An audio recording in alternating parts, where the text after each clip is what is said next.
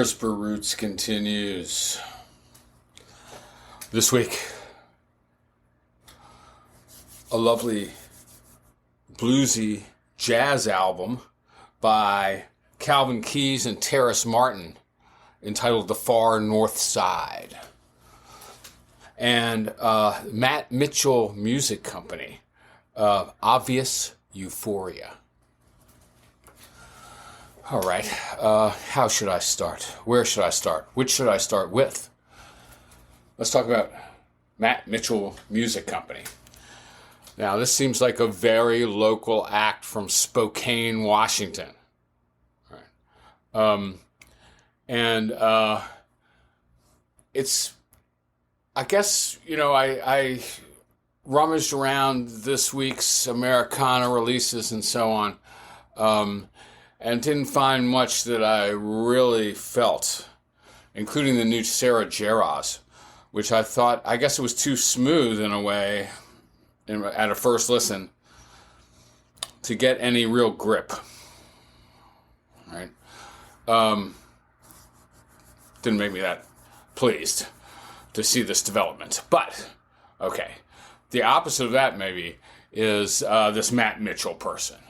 Right?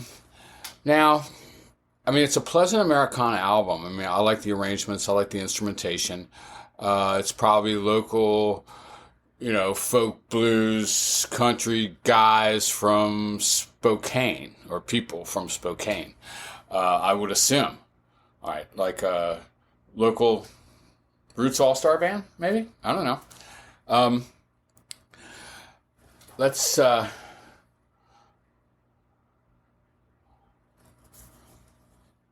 Maybe that's how the band looks. And there's the album, Obvious Euphoria. All right.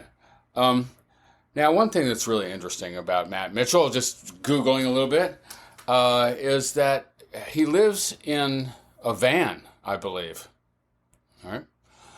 And he sings about things like, or edging into homelessness, addiction, mental illness in a way, I don't know what his life has been like really, but that has more reality than most.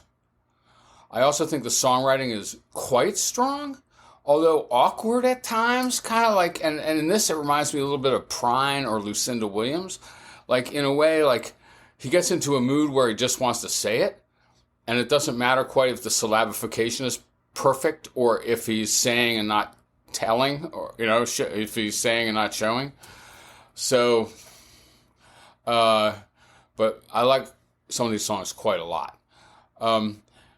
Now, there have been a lot of songs about burning down your house or your boyfriend's house, if you're Miranda Lambert or whatever, or burning down your life. A lot of them talk about kerosene. This one seems more true to me in some way. And maybe it's a metaphor for the idea that of the decision, if it was a decision related to live in his car. There's another song or two that engages that. But this is Kerosene by Matt Mitchell Music Company.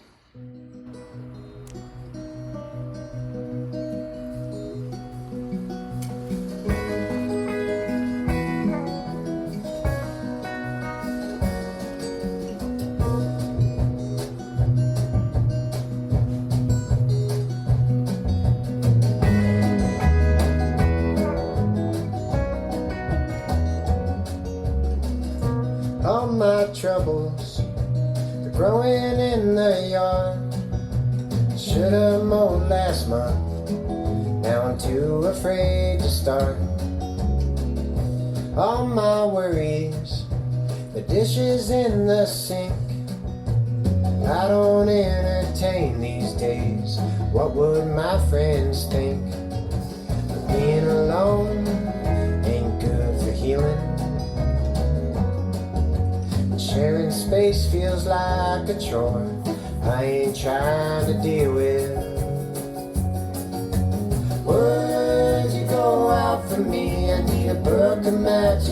kerosene. There's more than one way to get clean. I'm gonna burn down everything. What? Yeah. Or maybe I shouldn't be laughing or smiling. I mean, I guess if I'm smiling, I might be. If I'm laughing, I might be with a little discomfort. Like, there's a nice folk song, but it has a seriously destructive quality to it, I think, or self-destructive. The performance, which is pretty light, not exactly lighthearted, but pretty light, contrasts with the heaviness of the lyrics. Let's try this one, which is less personal, maybe more political a little bit.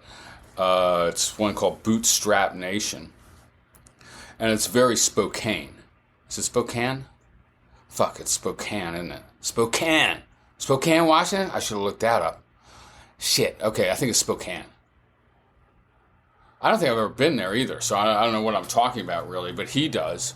I had to look this up. He keeps talking about a Corners in Spokane. 2nd and Division Street. The reason I realized he was from Spokane is because I was trying to Google up 2nd and Division. I was trying to think, 2nd and Division, that's the worst corner where?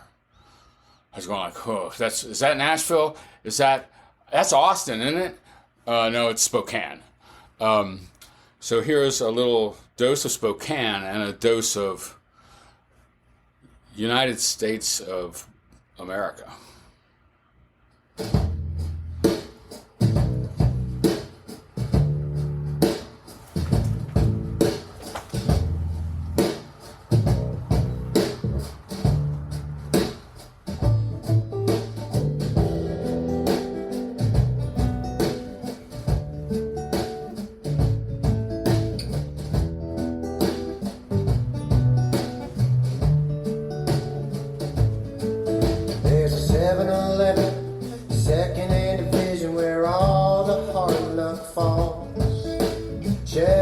People stumbling around, breaking down against that wall.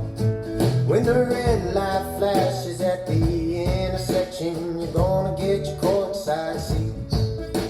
Fix your gaze in a far off direction, that's trouble you just don't need. Well, I guess that's the nature of the bootstrap nation, from the gutter to the pharmacy. Find yourself a means of exploitation. There ain't nothing you can't be. This American dream.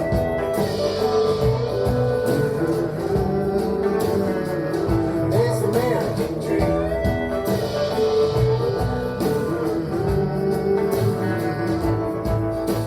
The Big Jack's boy was raised to be a baller. He could run, he could pass, he could throw. Working on the dreams of his washed up father was the only life he'd known. It was a terrible sight when in the glare of them lights that carted Jack's boy away. A brace on his neck, a cast on his arm, a bottle of pills to manage the pain. Well, I guess that's the nature of the bootstrap nation, from the gutter to the pharmacy. Find yourself a means of exploitation. There ain't nothing you can't be. This American dream.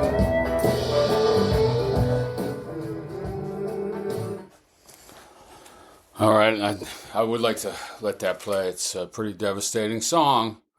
There is a 7-Eleven at 2nd and Division in Spokane. All right.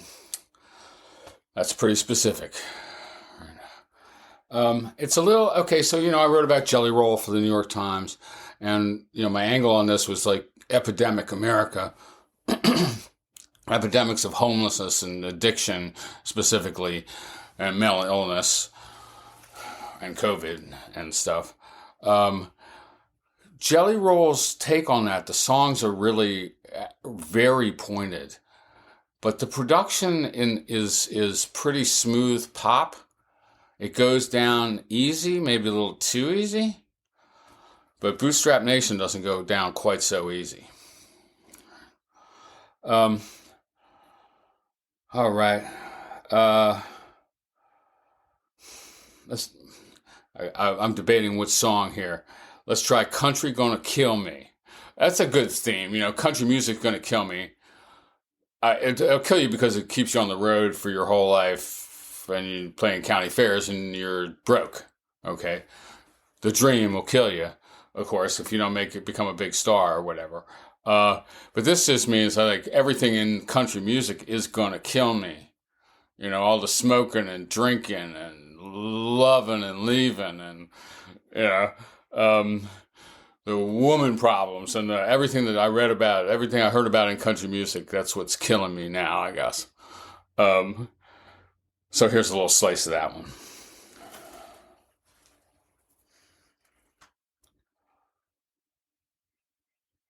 But where?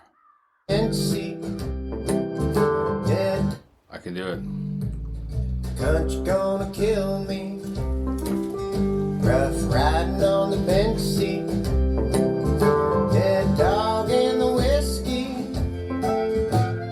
Women, they don't love me. Living the life I'm singing about. I'm drinking and driving till the bus breaks down. Country gonna kill me. I was drinking at the pear tree. Big fella tried to tell me, son, you ain't even country. I spilled my beer all over his lap and I showed him who's country when he kicked my ass. Yeah. Now that's a scene right out of a David Allan Coe song where someone comes up to you at your gig or something or somewhere just on the street and goes, you ain't country. Always a hard moment. All right. David Allan Coe whips down on you, but Matt Mitchell gets whipped down on, right? But both of those are country, okay? And the perfect code of the song is one thing I know. I don't know anything, but one thing I know is that they're going to be playing country music at my funeral. Okay, I'm sure he's specified that in his will. So like I say, I think he lives in his Toyota. And so he has this song called Captain Toyota. All right. This is a good one, I think. This is a really good song, I think. Reminds me a little of something like someone could record this beautifully, like Elle King, who's in trouble right now. I still love her though. Come on, Elle. You can do better by Dolly. But like Elle King's beautiful rendition of Tyler Childers' Jersey Giant. Elle King could record this song too. I like Captain Toyota. Maybe it shouldn't be Elle.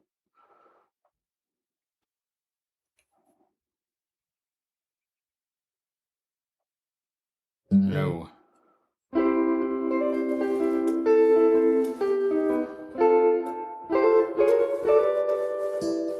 Please don't ask me about how I'm doing. I've been getting on, I've been getting through this. I took a turn down a real dark road, but my lights are on and my tank is full. Somehow this rig just keeps going. Out here adrift on the asphalt ocean, falling asleep to that highway commotion. Sounds a lot like the ocean to me. I am the captain of an old Toyota. I've got friends everywhere I go, but most of the time I'm out here alone. You gotta give up a lot to be free. Cutting through the fog on a real dark night. I've been keeping the faith, I've been riding the line. I've been pissing in a bottle trying to make good time. I got nowhere to be, I can't wait to arrive. Somehow this rig just keeps going. I'm here adrift on the asphalt ocean, falling asleep to that highway commotion. Sounds a lot like the ocean to me. Right, what a good song, I think, a solid good song, but plus representing real experience. All right, Matt Mitchell Music Company. Something I hadn't heard of course. Spokane. All right, one thing I'm doing, as I feel my way around here, especially as I'm not necessarily finding, 6 Americana albums I love right now or something, or didn't love the blues crop this week or whatever, is talk about the limits of what I mean by roots or whatever, just for the hell of it, expansively. So let's go in the jazz direction, all right, with Calvin Keys and Terrace Martin. This is small combo jazz of a kind that, very similarly could have been recorded was in the 50s and 60s. Like small combo swing, I guess, but not horn oriented, guitar oriented in this case, and piano. All right. So I don't know, again, like what roots music is. I know this sounds old timey. And another thing it sounds is, I don't mean to dismiss it in that way because I find it delightful, man. It's so pleasant and beautifully played. It's bluesy. It swings easy, but it has a lot of blues at the bottom. And I didn't get that far in jazz, maybe. I kept bogging down in my attempts to survey the history of jazz. Late bop, maybe, is about as far as I get in some ways. But how about like some, like the Horace Silver albums in the early 60s? Or, man, I don't know. Or a lot of that piano jazz music, like Phineas Newborn, or that maintains its connection with the blues. Now, Calvin Keys was Ahmad Jamal's guitar player for quite a while, and a really interesting solo artist too. Initially on the sort of classic Oakland, California jazz label Black Jazz. Very interesting albums. So he's been around a long time. That was 70s, one or something, that when he started with that. But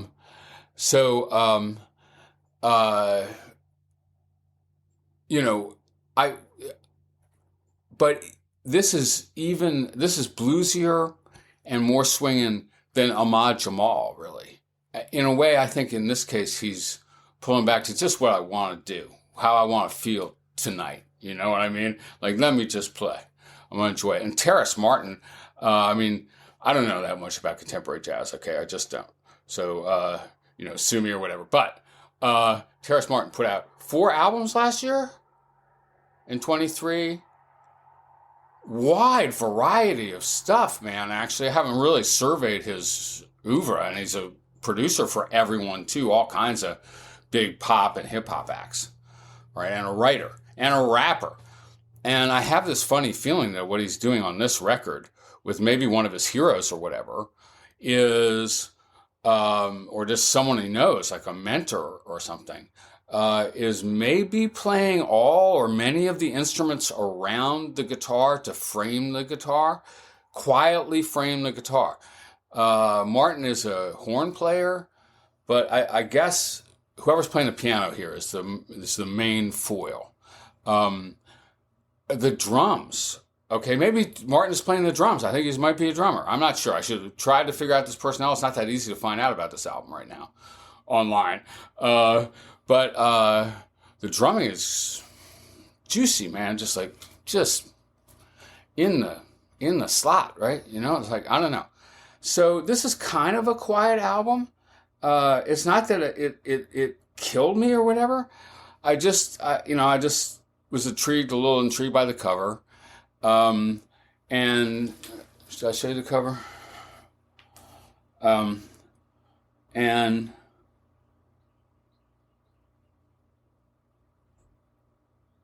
all right.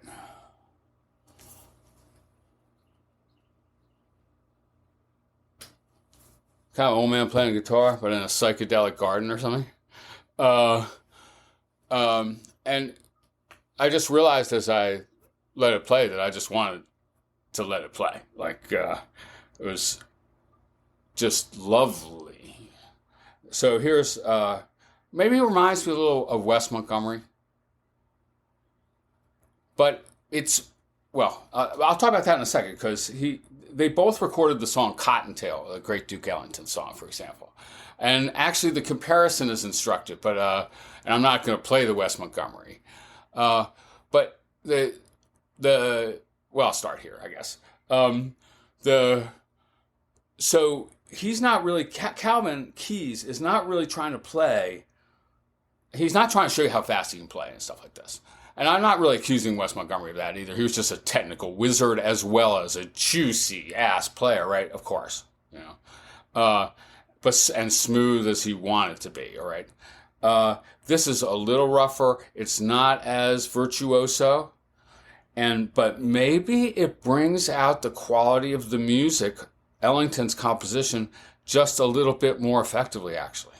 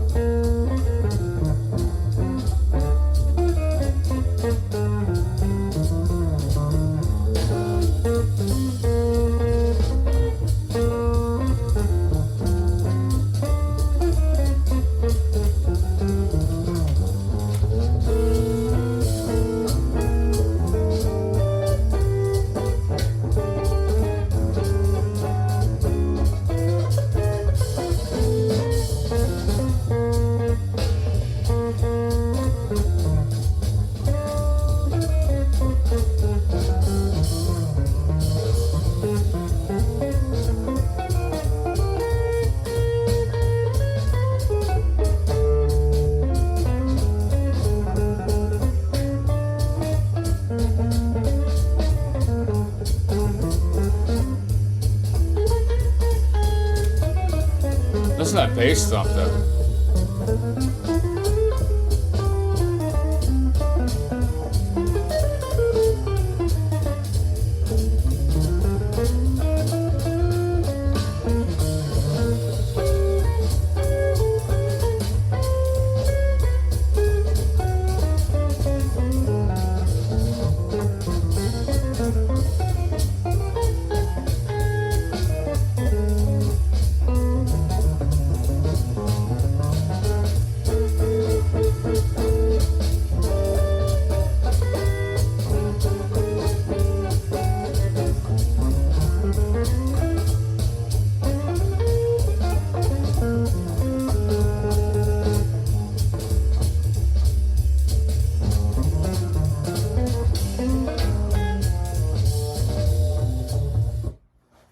All right, just like a sweet semi-improvisation on a classic, you know, on a standard.